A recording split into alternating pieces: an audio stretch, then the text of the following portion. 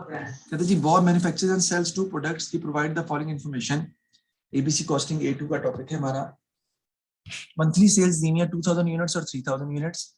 Direct material cost per unit दी हुई है 8 और 12।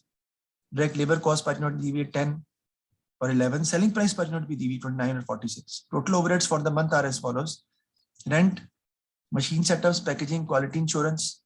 Overheads are split between the two products on the basis of total sales revenue. Total sales revenue के हिसाब से हम प्रोडक्ट्स में जो ओवरहेड डिस्ट्रीब्यूट करते हैं, टोटल सेल्स रेवेन्यू की बात कर रहे हैं. Calculate in 2 decimal places the profit और loss per unit of each product. Profit loss each product का हमने फाइंड करना है. तो कर लेते हैं इसको सॉल्व हम.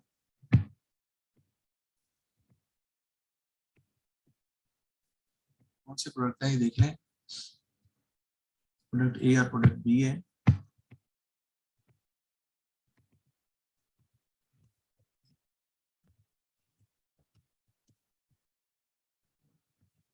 इजी है, कोई इतना मसला नहीं है इस सवाल के अंदर. उसी तरीके से आपको पता है कि जिस तरीके से हम सॉल्व करते हैं उसी तरीके से हम क्वेश्चन को सॉल्व करेंगे. प्रॉफिट निकालने को उसने कहा है 2000 यूनिट्स और 3000 यूनिट्स हैं दोनों की.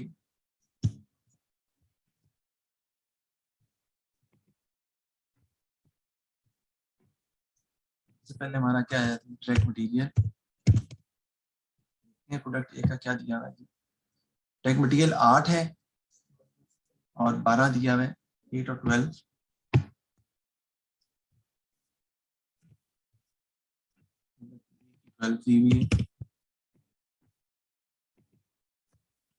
लेबर देख लेते हैं जी.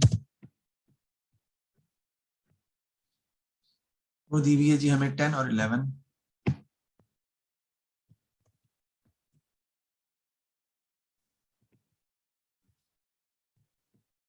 ओवरहेड्स आपको पता ही कि हमें फाइंड करने पड़ेंगे कैसे, सेल्स टोटल सेल्स रेवेन्यू के हिसाब से. तो क्या टोटल सेल्स रेवेन्यू बेटा पहले निकालना पड़ेगा आपको. ओवरहेड तो आप बाद में डिस्ट्रीब्यूट करेंगे ना. पहले आपको टोटल सेल्स रेवेन्यू निकालना पड़ेगा ए का और बी का, फिर डिस्ट्रीब्यूशन होनी है. वो कितने हैं, 2000 मल्टीप्लाई बाय 29 वो आता है 58,000 एक का. दूसरे का देखते हैं. दूसरे का है 3000 इंटू 46 वो आता है 1,38,000. इसके हिसाब से ओवरहेड को एलोकेशन करनी है आपने, यानी 61160 बेटा ये टोटल ओवरहेड कॉस्ट ये दी हुई है ना. 61160 मल्टीप्लाई 58 दोनों को ऐड करना पड़ेगा पहले. 138,000 58 प्लस 138 कर लेते हैं ना, सिंप्लीफाई कर लेते हैं थोड़ा जितना हो सकता है. 196 आ जाएगा इसका.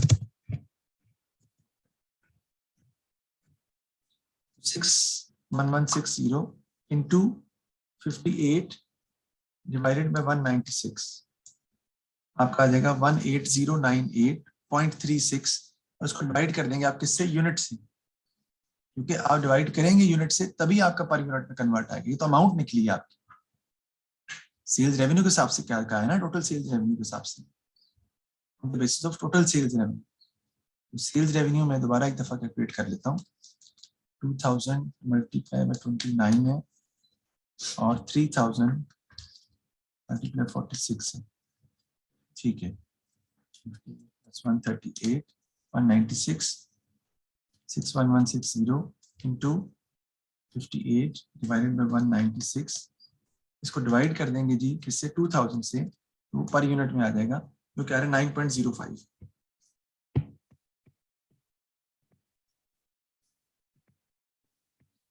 कितना आ रहा है जी, 9.05. ओहो 9.05. दूसरे का देख लेते हैं जी. दूसरे का है जी हमारा 61160 मल्टीप्लाई 138 डिवाइडेड बाय 196. टोटल जो भी उसका आ जाएगा डिवाइड कर देंगे उसको कितने से, 3000 से, वो आपका आ जाएगा 14.35. इसका आ जाएगा जी 14.35. ये तो हमारी कॉस्ट है ना सर. इसका टोटल कर लेंगे तो टोटल कॉस्ट आ जाएगी. उसको सेलिंग प्राइस में से माइनस कर देंगे तो आपका प्रॉफिट पर यूनिट आ जाएगा. 8 + 10 + 9.05 ये आता है 27.05.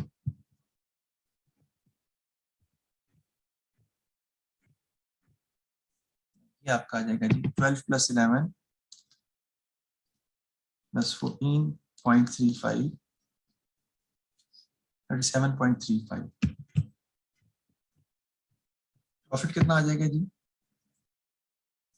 पर यूनिट उसने कहा है ना, तो सेलिंग प्राइस 29 है, एक की 46 है। इसकी सेलिंग प्राइस ये टोटल कॉस्ट है,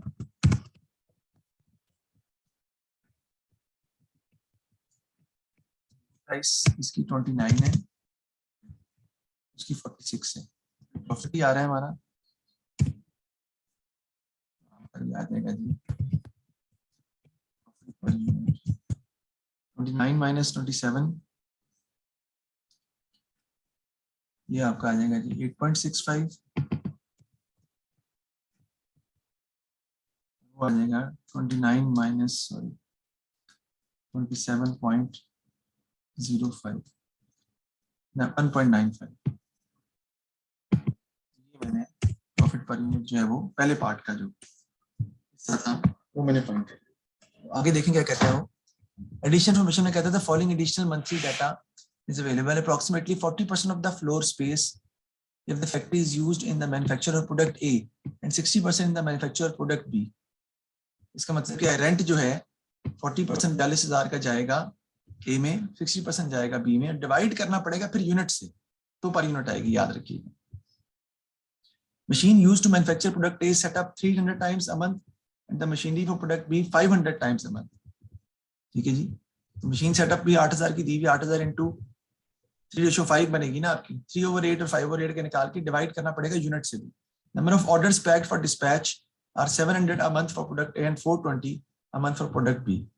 इसको भी पैकेजिंग को रेशियो से डिवाइड करके सॉल्व करते हैं। क्वालिटी इंस्पेक्शन किस पे है, 300 quality inspection taken place each month for product A and 700 for product B, उसको सॉल्व कर देंगे। Calculate the amount of overhead allocated और portion to each product using the additional monthly data. आपने additional monthly data के हिसाब से जो है ना ओवरहेड्स को एलोकेट कर देना है अलग अलग। Name and explain why one of bobs overhead cost can not be allocated using activity based costing. एक कॉस्ट जो एक्टिविटी बेस्ड कॉस्टिंग की वजह से एलोकेट नहीं हो सकती, उसकी क्या रीजन है। नंबर ऑफ ऑर्डर्स पैक्ड, ठीक है। Material used to manufacture product A is setup, machine use,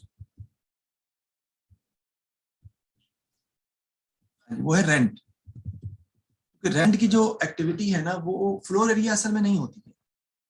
this is not the activity consumed by the unit, ना ये यूनिट लेवल है ना बैच लेवल है। फ्लोर एरिया जो है वो अप्रोक्सीमेशन के तौर से हमने यूज किया है। इसकी बेसिस पर हम एक्टिविटी बेस्ड कॉस्टिंग हम सपोज करते हैं कि एक ओवरहेड कॉस्ट जो रेंट है वो एक्टिविटी बेस्ड कॉस्टिंग के तहत एलोकेट नहीं हो सकती, लेकिन हम करेंगे फिर भी, सवाल को सॉल्व करने में तो करेंगे ना हम, सारी बात है। 2 decimal basis the profit and loss per unit would be earned if overheads were allocated using the additional monthly data. Advice Bob, but you should make any changes to the selling price justify your answer। अगर वो selling price loss आ रहा है तो selling price को बढ़ाना पड़ेगा आपको ABC costing के थ्रू, अभी तो प्रॉफिट ही आ रहा है ना हमें। ये हमने क्वेश्चन सॉल्व कर दिए। ये अगला क्वेश्चन है, इससे अगला 30 पर यूनिट, तो ये भी आप कर सकते हैं सॉल्व। तो नंबर 2033 का क्वेश्चन है ये।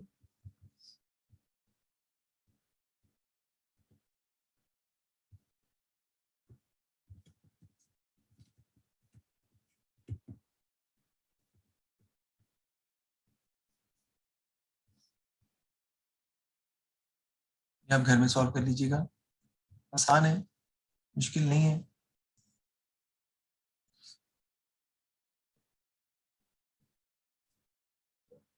डिलक्स वर्जन का सिर्फ उसने बताया है।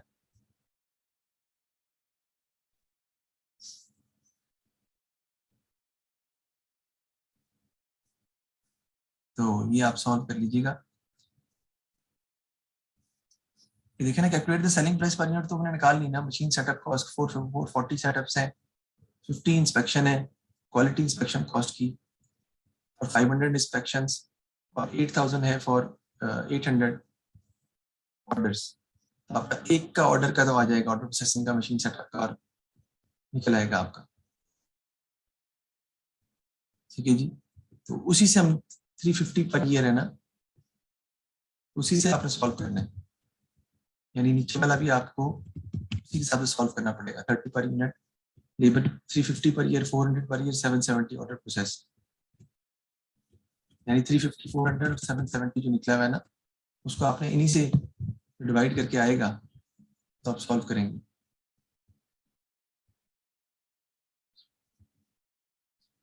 जो डायरेक्टली दे दी हुई है। हाँ, the production overhead cost would be the same for each occurrence of an activity, ये लिखा हुआ है, for the deluxe version as for the standard version, the per unit selling and distribution cost would be unchanged। ठीक है, selling भी कह रहा है अनचेंज्ड है, सेलिंग एंड डिस्ट्रीब्यूशन कॉस्ट भी कह रहा है कि चेंज नहीं हो रही।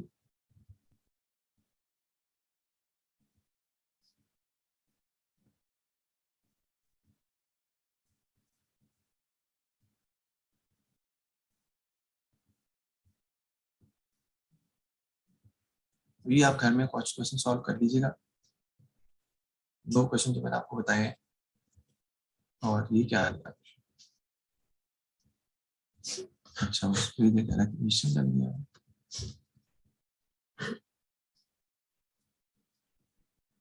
गलत कर दिया है। अच्छा पेपर शायद है,